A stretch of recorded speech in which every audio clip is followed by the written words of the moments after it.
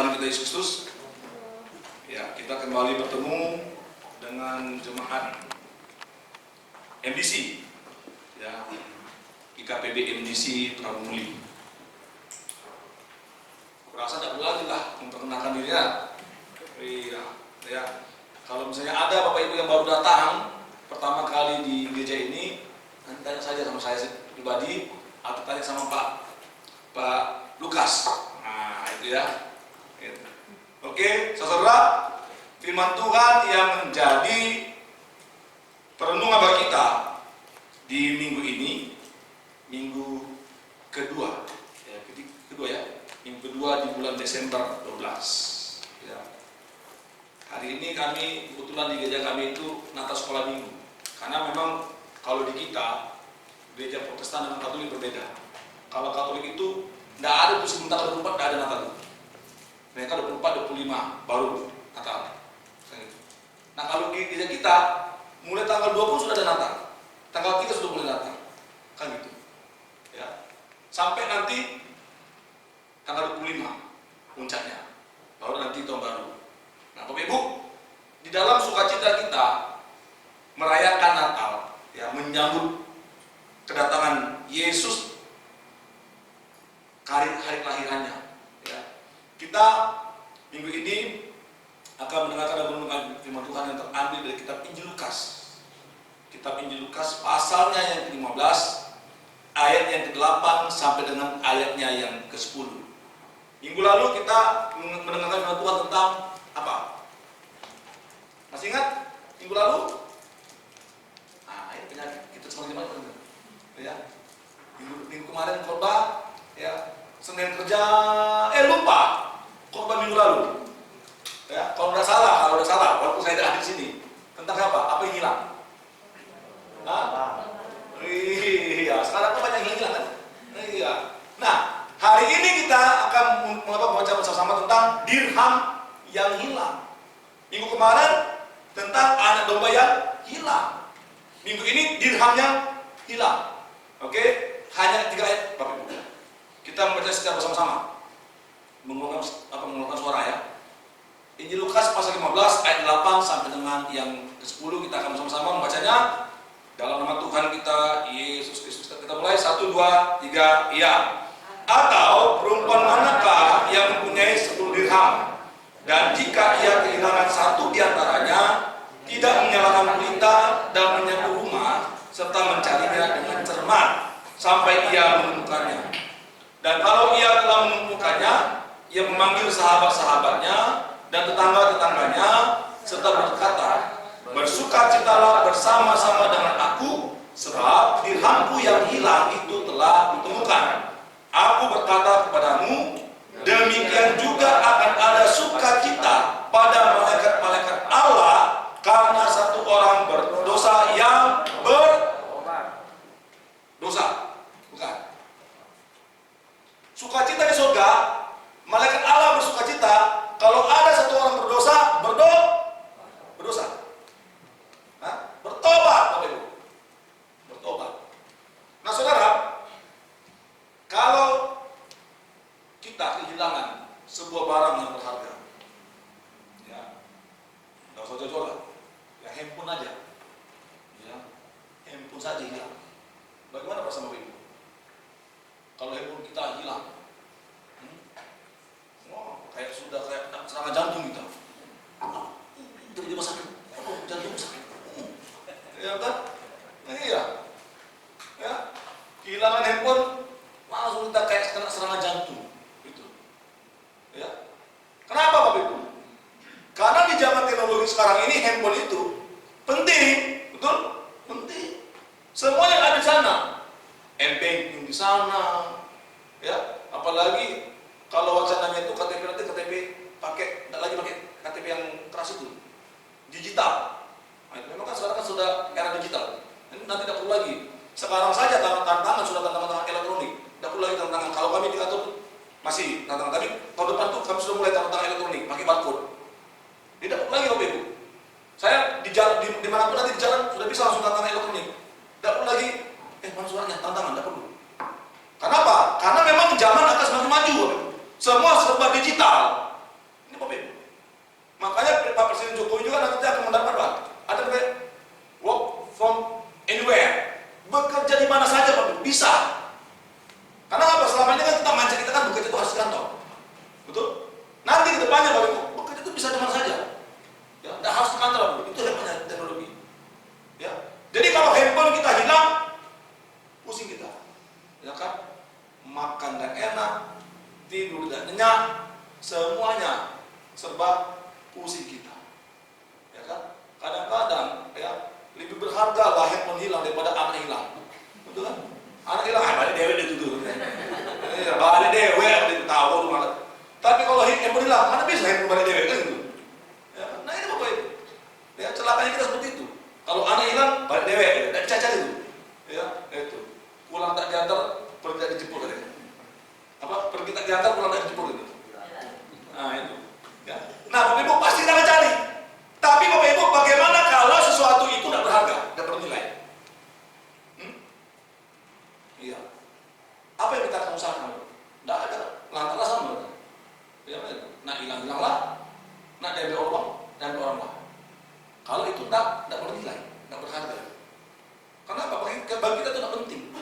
Ya, contohnya, ya kalau apa namanya sesuatu barang yang sudah kadaluarsa, makan ambillah. Ya kan? Paling kau sakit perut kalau makan itu kan. Kenapa? Lah kadaluarsa. Ya kan? Tidak peduli saudara. Tetapi kalau barang yang bernilai, barang yang penting, barang yang berharga dalam kita akan kita cari sampai ketemu, gitu. Sampai ketemu. Bahkan kita berani nyuruh orang, pokoknya aku bayar, pokoknya sampai ketemu, ya, cari sampai ketemu. Dan kalau sudah ketemu, bahagianya luar biasa, gitu. Bahagia luar biasa. Wah senang kita, wah puji Tuhan, haleluya. Ini Bapak. Nah, dalam perikop yang kita baca tadi, sama halnya itu. Jadi Tuhan Yesus mengumpamakan ya, orang yang hilang, anak yang hilang, ya, orang Kristen yang hilang itu bagaikan dirham yang hilang. Ya. Di tangan seorang perempuan. Kenapa Ibu? Kenapa Yesus mengumpamakan dirham itu dan perempuan? Perempuan memiliki dirham. Nah, karena Bapak Ibu dalam tradisi orang Yahudi, ya, mas kawin itu kayak mahkota. Ada 10 mahkota dan itu dirhamisnya. Itu diikat. Jadi kalau satu saja dirham itu hilang, ya, maka itu akan menjadi sesuatu yang jelek. Gitu loh. Tidak akan bernilai, loh. Karena ada yang kurang, ada yang bolong dari 10 itu. Makanya kenapa Tuhan Yesus mengumpamakan atau perempuan manakah yang mempunyai 10 dirham dan jika ia kehilangan satu diantaranya tidak menyalakan pelita dan menyapu rumah serta mencarinya dengan cermat sampai ia menemukannya. Karena bagi perempuan, seorang perempuan, ya, dirham itu berharga, gitu. Kenapa? Karena itu menjadi mas kawin. Kalau bahasa Batak itu tuhor, mahal dari mempelai pria kepada mempelai wanita. Sama kayak cincin, ya kan, cincin kawin kan? Ya, kecuali kalau cincin ini dijual, sepakat ya gitu. Nah, apa lagi buntu gitu ya? Iya. Apa itu jual? Mana cincinnya? Nah, tapi kita janji ya, ada duit, berarti kita beli lagi. Kadang-kadang kita ada duit, ya. Ya, kalau enggak lagi buntu, ngapain jual lagi? Ya, itu apa? Karena bernilai, kenapa cincin kawin itu sebagai tanda kita. Nah, jadi dirham juga seperti itu. Nah, kalau dirham itu hilang, satu diantaranya hilang, dia tidak akan bernilai. Jadi akan jelek kelihatannya, dan akan menjadi sungguh-sungguh dari orang. Kenapa omongan orang? Makanya Bapak Ibu, perempuan itu akan mencari dirham itu, dia akan menyapu rumahnya, dia akan menyalakan pelita dan menyapu rumahnya. Supaya apa? Supaya dirhamnya itu bisa ketemu. Nah, saudara yang dikasih oleh Tuhan Yesus Kristus, ya, perumpamaan tentang dirham yang hilang ini, Tuhan mau katakan kepada kita.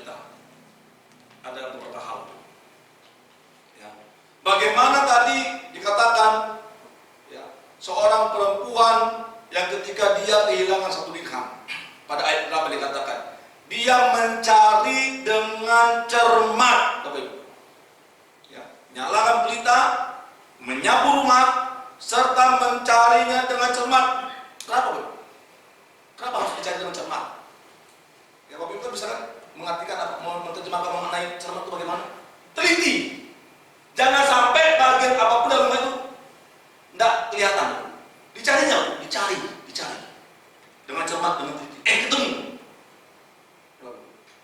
Karena apa? Karena kalau tidak cermat, tidak teliti, tidak ketemu, Bapak Ibu. Nah, makanya katakan mencari dengan cermat dan tekun sampai menemukan. Nah, sama halnya Bapak Ibu dengan orang yang berdosa, pengikut dan murid Yesus yang hilang, itu harus dicari sampai ketemu dengan cermat, dengan teliti. Kadang-kadang kita sebagai gereja cuek, masa bodoh, lantaran sana. Yang hilang kan direwek. Ngapa perlu dia galak pergi dari gereja? Ngapa perlu dia galak keluar dari gereja kami? Lantaran sana. Paling lagi kalau dia lah sakit, sekarat, koma, gereja kami panggilnya. Ya kan? Kalau lo mati, pasti kami dipanggil untuk menguburkannya. Jangan seperti itu, Bapak Ibu. Jangan nunggu dia sampai dia mati, Bapak Ibu. Nunggu kapan yang aku dipanggil ya? Untuk layani dia sakramen untuk menguburkan dia ya. Jangan, Bapak Ibu. Jangan tunggu sampai kita mati dulu baru kita mau layani dia. Tidak ada guna, Bapak Ibu. Dia akan mati dalam kebinasaan. Dia akan mati dalam dosanya, Bapak Ibu. Jadi Bapak Ibu, kalau ada jemaat kita, orang yang percaya yang sudah terhilang dari gereja apapun itu, Bapak Ibu, cari sampai ketemu. Amin.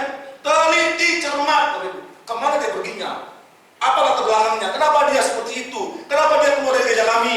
Kenapa dia lama di gereja? Ada apa? Tantanya ada apa denganmu? Ono opo karo kowe. Sampai ada yang nyanyi kan? Ada apa denganmu? Bayangkan Bapak Ibu. Sampai ada lagunya Bapak Ibu. Ada apa denganmu? Tanya Bapak Ibu. Tanya. Kunjungi. Makanya kenapa Bapak Ibu dalam gereja kita itu ya dalam Kristen itu ada pastoral konseling. Itu jangan masa bodoh gereja. Itu. Jangan kita sebagai orang percaya masa bodoh. Lantak rasano, mati-mati lah kau. Nak bertobat. Jangan Bapak Ibu. Peduli kita, empati jangan simpati. Tapi kita empati cari Bapak Ibu. Kunjungi Bapak Ibu. Kalau perlu buat tim SAR. Tim penemuan orang yang terhilang, jemaah yang terhilang. Kunjungi Bapak Ibu. Itu. Di mana aja kunjungi. Ya buat tim 7 gitu loh. Ya, cari sampai ketemu. Nah, selanjutnya yang kedua. Dikatakan di dalam ayat berapa di ayat yang selanjutnya. Ya, menyalakan pelita. Itu. Ya, mengapa dikatakan menyalakan pelita? Ya. Perempuan ketika dia kehilangan dirhamnya yang bernilai yang berharga itu, ya, dia mencari dirham itu dengan menyalakan pelita. Nah, pelita Bapak Ibu itu simbol lambang dari penerang. Supaya kelihatan Bapak Ibu. Yang gelap itu karena kadang-kadang di bawah kolong kan gelap. Ya, kalau tidak nyalakan pelita, tidak bisa. Jadi kita harus cari nyalakan pelita. Oh ya, itu ketemu dia, cari sapu. Ya. Jadi disuruh menyalakan pelita apa? Artinya kita harus memberitakan firman Tuhan itu. Kenapa? Firman Tuhan adalah terang. Makanya Yesus katakan, akulah terang dunia, beritakan tentang Yesus. Kalau ada jemaat kita yang terhilang, yang pergi entah kemana dia, ya, tentunya Bapak Ibu ada sebabnya, pasti ada sebabnya. Ada sebabnya. Kayak pengalaman saya dulu ketika saya mengembalakan jemaat di Jambi. Ya, saya harus Bapak Ibu bergumul 1 tahun. Ini nyata, saya alami. Memperdamaikan ada 2 jemaat yang konflik hanya karena pelayanan. Ngeri kan? Hanya karena pelayanan. Ya, di Jawa itu kebetulan ini sama-sama pengurus. Kebetulan Jawanya si A yang melayani. Dia terlambat, digantikan, tersinggung dia. Tersinggung. bukan karena dia digantikan. Dia kata, kan aku belum konfirmasi, aku tidak bisa. Kalau aku sudah konfirmasi baru gantikan. Tapi kalau aku tidak belum konfirmasi berarti aku datang, aku melayani. Tersinggung Bapak Ibu. Setahun saya damaikan. Setahun. Saya kunjungi sampai dia bosan. Minggu pertama saya kunjungi, minggu kedua sampai berminggu-minggu. Banyak Bapak Ibu. 1 tahun itu berapa minggu? Berapa minggu 1 tahun? 52 minggu kan? Aku kunjungi 52 minggu. Bapak Ibu hebat. Kalau Bapak Ibu bosan. Bosan. Kalau Pak. Oh iya, dapat dia datang gereja syukur, datang juga ada apa-apa, dan rugi kita. Atau juga pulangnya dikit pulau, semuanya dikit.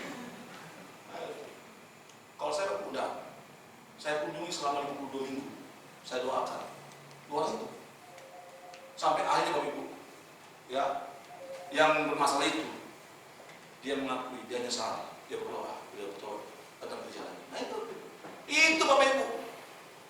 Jadi kita juga seperti itu sebagai jemaat, sebagai pengurus, sebagai hamba Tuhan, seperti itu, jangan bosan, gitu loh. Mintakan firman, doakan, konseling, nyatakan firman Tuhan, nyalakan pelita, hidupi firman, sehingga Bapak Ibu, sehingga ketika ada jemaat yang hilang, ada orang Kristen yang terhilang, ya, karena kekecewaan, karena kepahitan, karena apapun saudara, dia akan sadar, oh iya, Tuhan masih baik sama saya. Tuhan masih mengasihi saya. Sehingga Tuhan pakai hamba Tuhan, orang Kristen, orang yang percaya, mengunjungi saya, mendoakan saya. Supaya apa? Supaya saya kembali kepada Tuhan. Ini Bapak Ibu. Jadi jangan bosan-bosan mendoakan mereka. Jangan bosan-bosan datangi kunjungi mereka. Jangan bosan-bosan.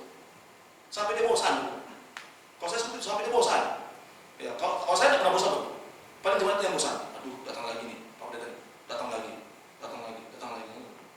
terus. Nah, saudara, lalu apa dikatakan? Menyapu seluruh rumah. Jadi dinyalakan pelita, disapu. Apa artinya disapu? Menyapu seluruh rumah.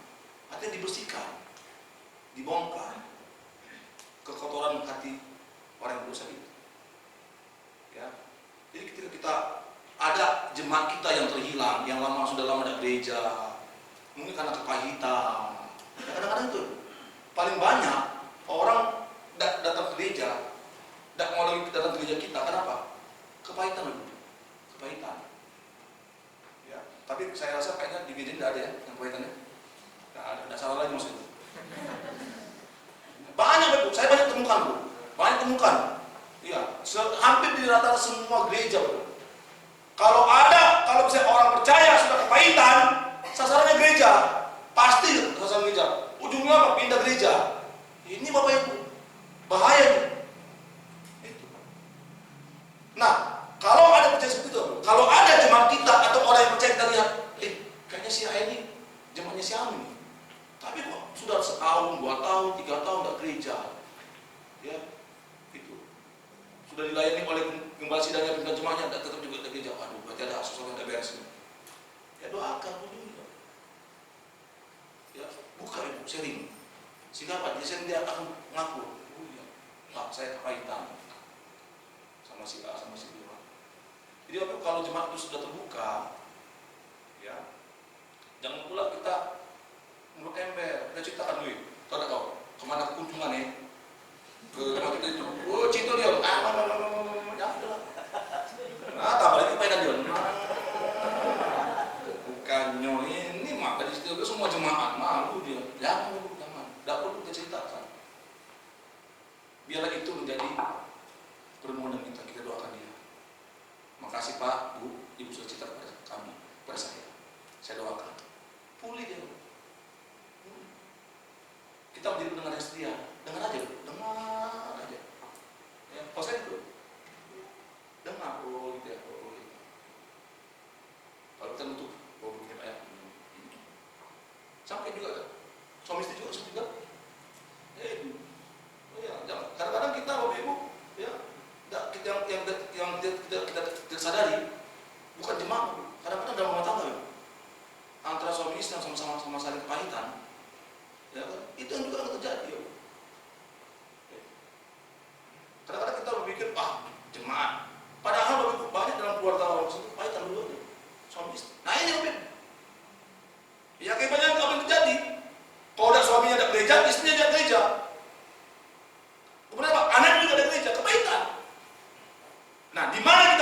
gereja? Di mana kita sebagai orang percaya? Di mana kita sebagai pengikut Yesus? Apakah kita mendiamkan mereka? Jangan. Kalau ada orang seperti itu, jangan sampai mereka terhilang, lenyap. Jangan. Jangan sampai mereka sudah terhilang, nanti akhirnya apa yang terjadi? Mualaf. Jangan. Jangan sampai mereka seperti itu. Disitulah kita sebagai gereja, anak Tuhan, murid-murid Yesus. Ya, kita datangi mereka, kunjungi mereka, doakan. Ya, tanya apa masalahnya. Bantu mereka berdua. Ya, mungkin tidak kepahitan, mungkin bukan karena faktor kepahitan, tapi mungkin masalah ekonomi. Ya kan? Bantu mereka. Disitulah kita ada. Kan? Perhatikan Bapak. Selama 3,5 tahun Yesus melayani, apa yang saya lakukan? Apakah dia hanya berkhotbah? Enggak, Bapak. Ketika dia berkhotbah, dia lihat ada orang kelaparan. Apa dia katakan? Tuhan Yesus pada melihat, beri mereka makan, kasih mereka makan. Apa yang ada padamu? 5 roti 2 ikan. Tuhan doakan. Dari 5 roti 2 ikan, dikasih makan apa? 5.000 orang laki-laki, belum termasuk perempuan loh, mana anak. Kita hanya mencatat laki-laki. Padahal di situ apa itu bukan hanya laki-laki. Tapi kalau dalam tradisi orang Yahudi hanya laki-laki yang dihitung. 5.000 ayat apa itu? Dari 5 roti, 2 ikan dikasih makan 5.000 orang lebih, Bapak Ibu. Sampai sisa 12 apa? Bakul. Bapak tahu enggak kenapa bisa sisa 12 bakul? Karena waktu zaman itu belum ada orang Batak, Bapak. Ya, kalau ada orang Batak dipastikan. Enggak sisa itu, malah kurang. Dibungkus bawa ke rumah. Untung belum ada orang Batak, makanya sisa 12 bakul. Ya, ini Bapak Ibu. Ya, bayangkan Bu, dikasih makan, sudah dengar firman, dikasih makan. Nah, itu Bapak Ibu. Jadi kita sebagai gereja tidak hanya beritakan firman, tapi apa? Ada kebutuhan mereka. Apa yang bisa kita berbuat, Bapak Ibu? Ini Bapak Ibu. Apa yang bisa kita bisa berbuat? Itu selain mendoakan mereka, selain mengusir mereka, tanya Bapak Ibu. Kalau bukan karena kepahitan, karena ekonomi, bantu Bapak Ibu. Contohnya mungkin suaminya kena PHK, tidak kerja lagi, padahal suami itu imam. Coba kita kasih solusi.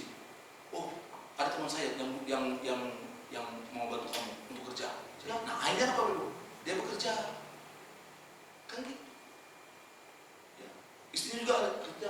Ini Bapak Ibu. Jadi itu tugas gereja Bapak Ibu. Gitu. Ya. Sehingga apa? Sehingga mereka bisa merasakan, oh ternyata ini loh aku. Ternyata aku berharga di mata Tuhan. Tuhan pakai orang lain, Tuhan pakai jemaat, Tuhan pakai gereja untuk menolong saya. Ini Bapak Ibu. Ini yang terjadi Bapak Ibu. Jangan kita tahu sebab kita susah, ya sudahlah, kita susah lagi sana. Nah itu, jangan Bapak Ibu, jangan. Karena kalau gereja tidak seperti itu, kita tidak berfungsi. Ini Bapak Ibu. Nah lalu Bapak Ibu mencari dengan cermat tadi, ya. Kalau dalam bahasa Ibrani itu epimerdo, artinya carefully atau diligently, cermat, teliti, ya. Hingga menemukan, artinya menjangkau dengan tekun dan berhati-hati agar apa? Agar jangan justru membuat orang tersebut terluka dan semakin jauh, seperti yang katakan tadi. Jangan.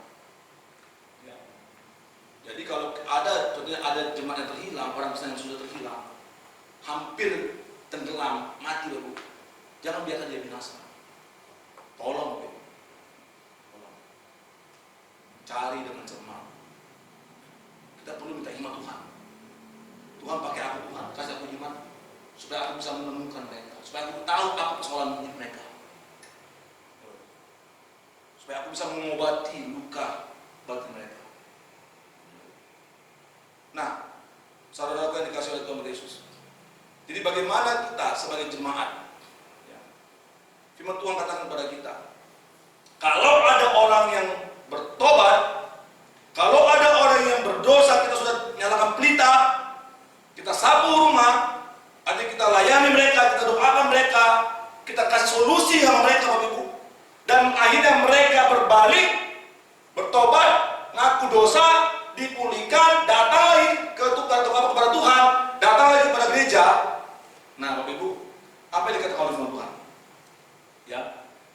9. Dan kalau ia telah menemukannya, ia memanggil sahabat-sahabat dan tetangga-tetangganya, serta berkata, bersukacitalah bersama-sama dengan aku, sebab dirhamku yang hilang itu telah kutemukan. Nah, jadi perempuan tadi ketika menemukan dirhamnya yang hilang itu, ya, dengan segala upaya dia sudah cari, ketemu. Maka perempuan itu sukacita luar biasa. Tidak ternilai, tidak ternilai. Dia panggil sahabat-sahabatnya, dia panggil tetangga-tetangganya, dikatakan di ayat yang 9. Ya. Kalau di minggu yang lalu tentang domba hilang, dibawa pesta. Ini juga dibawa pesta. Ya. Kenapa? Yang hilang itu, yang bernilai itu sudah ketemu. Dipanggil, dikasih tahu, dirhamku udah ketemu, dirhamku udah ketemu. Ini sukacitanya. Nah, gereja juga seperti itu, Bapak Ibu. Ya. Kalau ada jemaat atau orang yang terhilang karena pelayanan kita, dia bertobat, dia kembali dipulihkan, diperbaharui imannya, jangan tolak dia, Bapak Ibu.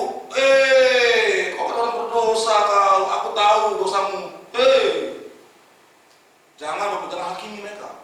Jangan. Kita bukan hakim, bukan hakim. Tuhan yang menghakimi, bukan kita. Kadang-kadang ada jemaat seperti itu, mencibir. Paling dia tuh tobat kumat. Paling 3 bulan tuh tobat, besok 3 bulan kumat. Jangan hakim dia. Jangan. Ya, jangan. Sambut dia. Buat pesta. Ya kalau orang itu potong bagian yang 30 gitu. Pestanya kita makan-makan. Itu yang hilang sudah kembali. Wah, puji Tuhan. Ini ada kan pesta. Ya, semalam suntuk. Ya, saya juga waktu khotbah yang minggu lalu sama jemaat seperti itu. Ya kan, kalau ada orang jemaat kita yang sudah setahun, 2 tahun, 3 tahun tidak nampak, ya kan, dia pulang, buat pesta seperti itu, buat makan-makan, habis ibadah makan-makan, khusus untuk merayakan dia balik, gitu. Ya kan, masa di jemaat ini belum buat seperti itu ya. Nah, nanti Pak Lukas rencanakan, kalau ada jemaat yang balik lagi, ya udah 3 tahun dia dari gereja, tiba-tiba dia balik, buat pesta, makan-makan gitu. Dia kan jalan loh.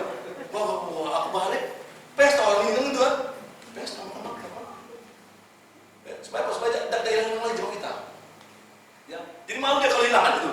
Kenapa kalau dia hilangan dari pesta gitu? Iya, ini Bapak Ibu. Ya, itu sukacita, gitu.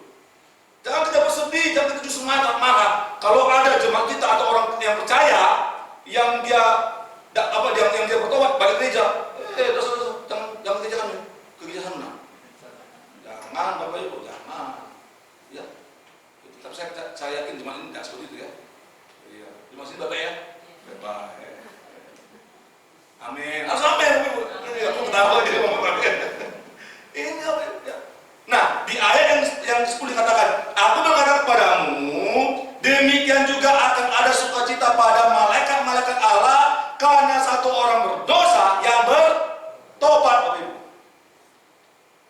Kalau dalam bahasa aslinya, bahasa Yunani, bertobat itu metanoite. Apa itu? Mengubah pola pikir tujuan hidup. Ini Bapak Ibu. Jadi bertobat itu Bapak Ibu, mengubah pola pikir kita, mengubah tujuan hidup kita. Yang tadinya tujuan hidup kita menuju kepada kebinasaan, yang tadinya tujuan hidup kita menjauh dari Tuhan, yang tadinya tujuan hidup kita melukakan hati Tuhan, bertobat, berubah, mengubah tujuan hidup kita menjadi hidup yang berkenan kepada Tuhan. Yohanes 5 dikatakan, ya, kamu adalah ranting-rantingku. Kalau kita di Kristus, bayangkan kalau ranting putus dari pokoknya, apa yang terjadi? Mati. Ibu, habis maka akulah pokok anggur yang benar, kamulah ranting-rantingku. Jadi bagaimana mungkin ranting itu berbuah, menghasilkan buah yang baik, buah yang bisa dirasakan oleh orang lain, kalau ranting itu lepas dari pokok anggur itu? Tidak mungkin. Makanya Bapak Ibu kata, di luar aku, kamu tidak bisa berbuat apa. Ini Bapak Ibu. Jadi Bapak Ibu, itu harus kesadari bahwa di luar Tuhan kita tidak bisa berbuat apa-apa. Makanya Bapak Ibu, ubah tujuan hidup kita. Gitu. ubah mindset kita yang selama ini mungkin kita selalu berprasangka negatif, curiga, egois. Ubah Bapak Ibu mindset kita yang selama ini kita mudah nyimpan akar pahit, kecewa, ya marah. Ubah Bapak Ibu. Kadang-kadang Bapak Ibu kita tidak sadari itu. Kenapa? Karena ABS kita, alam bawah sadar kita udah terbentuk. Oleh apa? Oleh keadaan. Mungkin dari kecil kita udah tersimpan. Ya, kita lihat mungkin mohon maaf ya, orang tua kita suka marah-marah. Ya. Kan biasanya orang tua zaman dulu kan gitu. Beda dengan orang tua zaman sekarang kan. Ini saya juga alami loh. Orang tua zaman dulu wah ngeri Bapak Ibu. Tidak ada istilah minta maaf. Salahnya salahnya pak gitu. Hukuman, disiplin, itu ada. Apalagi kalau latar belakang keluarga itu tentara, opung saya tentara. Makanya bapak saya juga menerapkan disiplin luar biasa.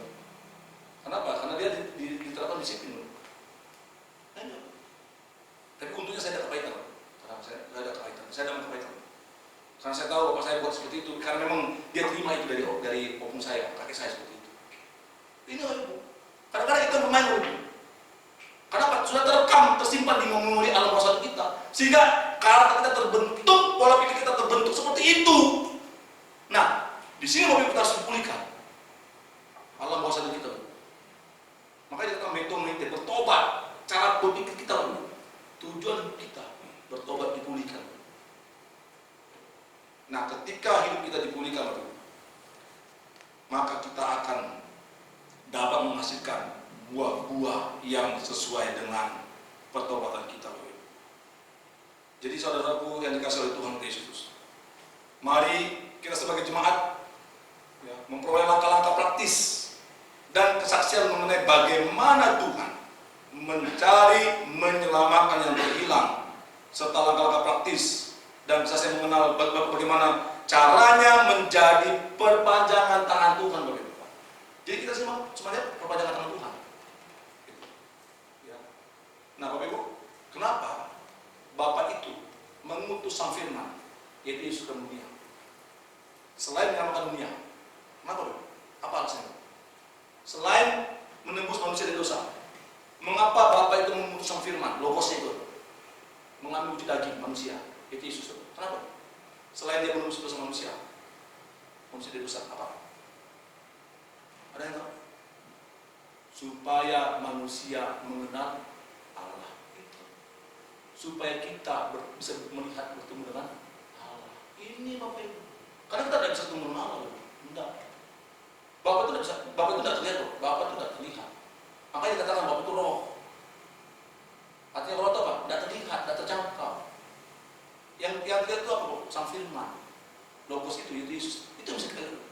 Roh Kudus tidak bisa kita lihat Roh Kudus, tapi kita bisa merasakan karyanya. Yang bisa kita lihat apa? Yesus. Makanya banyak orang bermimpi itu sama Yesus.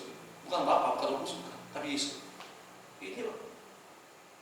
Supaya apa? Supaya manusia mengenal Bapa, bertemu dengan Bapa, melihat Bapa. Makanya Yesus mengatakan Bapa dan aku adalah satu. Ini Bapak, Ibu.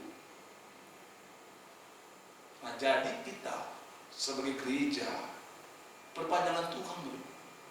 Supaya apa? Supaya kalau ada jemaat yang terhilang, orang yang terhilang, mereka bisa melihat kasih Tuhan dari kita. Mereka bisa dilawat oleh Tuhan lewat kita. Mereka dipulihkan oleh apa? Oleh kita, doa kita. Oleh apa? Oleh sharing firman yang kita sampaikan kepada dia. Ini Bapak Ibu. Ini harus kita sadari. Jangan biarkan jemaat kita itu terhilang lama-lama. Jangan. Sampai bertahun-tahun. Jangan. Jangan ada boleh. Ya. Kalau ada jemaat kita seminggu, 2 minggu dari gereja, kunjungi. Doakan dia. Datangi. Jangan sampai bertahun-tahun. Karena ada hamba Tuhan seperti itu. Bertahun-tahun dibiarkan. Kalau saya tidak mau seperti itu, tidak mau saya. Seminggu aja, minggu depan, minggu ini dia ada gereja. Besok Senin atau Selasa saya kunjungi. Saya doakan, saya tanya. Paling lama 2 minggu. Tidak pernah saya sampai 2 bulan. Tidak. Waktu saya mengembalikan jemaat, tidak pernah. Kenapa? Karena saya merasa satu jiwa berharga di depan Tuhan. Satu jiwa bernilai. Makanya waktu saya main di Jambi, saya rela membuka perintisan pos yang jauh 30 km dari Pastorio, dari saya yang kedua. 30 km. Hanya untuk apa? Hanya untuk melayani ada beberapa kakak orang Kristen tidak ada gereja. Ini loh. Saya kunjungi mereka, saya doakan mereka. Bapak Ibu tidak perlu ke gereja kami, tidak perlu. Biarkan saya aja yang melayani Bapak Ibu. Mungkin kalau kita pikir apa capeknya mau 30 kilo, pulang pergi 60 kilo, karena dari Pastori karena kan Pastori kami kan gereja kami kan di samping Pastori. Kebetulan Pastori gereja kami itu dikasih dihibahkan oleh jemaat tanah, karena perkebunan sawit kan transmigrasi. Saya megang 2 pos, satu yang Taling, satu namanya Sungai Gelam. Yang paling dekat dengan Jambi itu Sungai Gelam, namanya Pal 16, km 16. Tapi Pastori di Petaling ini. Jadi jam 8 itu saya harus melayani di Sungai Gelam, sekitar 20 kilo. Pulang pergi sudah 40 kilo. Jam 10 saya melayani di Petaling. Siang jam 1 saya melayani di Gunung Garam, itu yang saya katakan 30 kilo. Pulang lagi ke Pastori. Saya buka lagi perintis sama Ibu di pabrik, sekitar 25 kilo. Jam 5 sore. Pulang lagi saya ke Pastori. Sudah malam Ibu. Jadi kalau hari Minggu itu Ibu, saya harus menempuh jarak 100 kilo.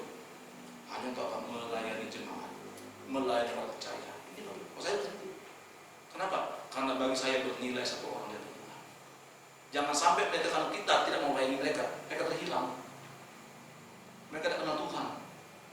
Mereka tidak bisa betul-betul Tuhan. Kita yang salah. Maka kalau seperti itu, selagi kita diberikan kesehatan Tuhan, layani mereka. Layani jiwa-jiwa yang Tuhan percayakan untuk kita layani. Amin. Jemaat kita BBMDC. Ya, layani. Supaya apa? Supaya ketika kita melayani mereka, mereka bertobat, mereka kembali kepada Tuhan, mereka dipulihkan Tuhan kepada kita. Nah yang terakhir, Bapak Ibu Saudara yang dikasih oleh Tuhan Yesus, mari juga kita saudara mencari kebenaran, memberi diri untuk percaya kepada Tuhan Yesus Kristus dan bersedia dimuridkan. Nah ini Bapak, supaya kita tidak terhilang. Jangan-jangan nanti kedepannya kita terhilang Bapak. Ya, saya bukan menubatkan. Maaf. Jangan sampai kita nanti terhilang. Dengar firman Tuhan hari ini, ya 2 bulan kita terhilang. Nah, Pak Lukas ngomong, nah Pak, tergenapi yang dibilang oleh Pak Bagus. Hilang jemaat Pak. Jangan. Ya, bagaimana supaya kita jangan terhilang? Kita harus bersedia dimuridkan. Di sini ada kesannya. Pesan, hadir. Ya kan, setiap hari apa pesan? Hadir. Kenapa? Karena di situ kita dimuridkan. Jangan sampai kita mengalami akar pahit, kecewa, tidak siap menghadapi tantangan, apalagi tahun 2003 katanya apa? Resesi ekonomi. Sedangkan 2 tahun pandemi aja udah banyak PHK orang, ya kan? Apalagi kalau kita dengar 2023 resesi, cemas. Jangan sampai kalau kita nanti jadi terhilang. Makanya kita harus mau dimuridkan, mau dilayani, mau ditegur. Jangan tersinggung Bapak Ibu, jangan tersinggung. Kalau ditegur oleh majelis, pengurus, kalau ditegur oleh hamba Tuhan, buka hati. Tuh, ku buka hati untuk jamahan, buka hati, jangan tersinggung. Saya dulu Bapak Ibu orang yang mudah tersinggung. Saya dulu orang yang mudah tersinggung. Sampai saya harus menyimpan akar kepahitan terhadap dosen saya. Tapi setelah saya renungkan, waduh, tidak bisa ini. Saya minta sama Tuhan, saya nangis, saya bertobat. Makanya waktu sampai saat ini saya tidak mau lagi tersinggung. Ya, istilah itu urat ketersinggungan saya sudah lepas, sudah saya putus. Makanya orang ngomong tentang saya silakan. Ya, ngomong apalah kamu silakan. Mau fitnah saya silakan. Tapi saya tidak bisa membenci Anda. Saya tetap akan doakan Anda. Kenapa saya bisa seperti itu? Karena saya sudah bereskan, saya sudah dipulihkan. Ya. Tuhan juga mau Bapak Ibu jemaat di sini jangan dididik mudah tersinggung. Putuskan. Putus. Aku tidak mau lagi tersinggung. Terus putus. Gitu. Aku mau mengasihi. Amin. Aku mau saling mengasihi, saling mengampuni. dan melupakan. Nah, sehingga Bapak Ibu, kita menjadi gereja, jemaat, anak-anak Tuhan yang setiap hari dipulihkan oleh Tuhan. Ya, kita ibaratnya bagikan tanah yang kering, yang itu air. Ketika Tuhan pakai orang lain sebagai air untuk memulihkan kita, untuk menjernihkan kita, buka hati, buka hati. Jangan keraskan hatimu. Bertobat, minta dipulihkan oleh Tuhan, kembali pada Tuhan, supaya Tuhan memberkati kita. Amin.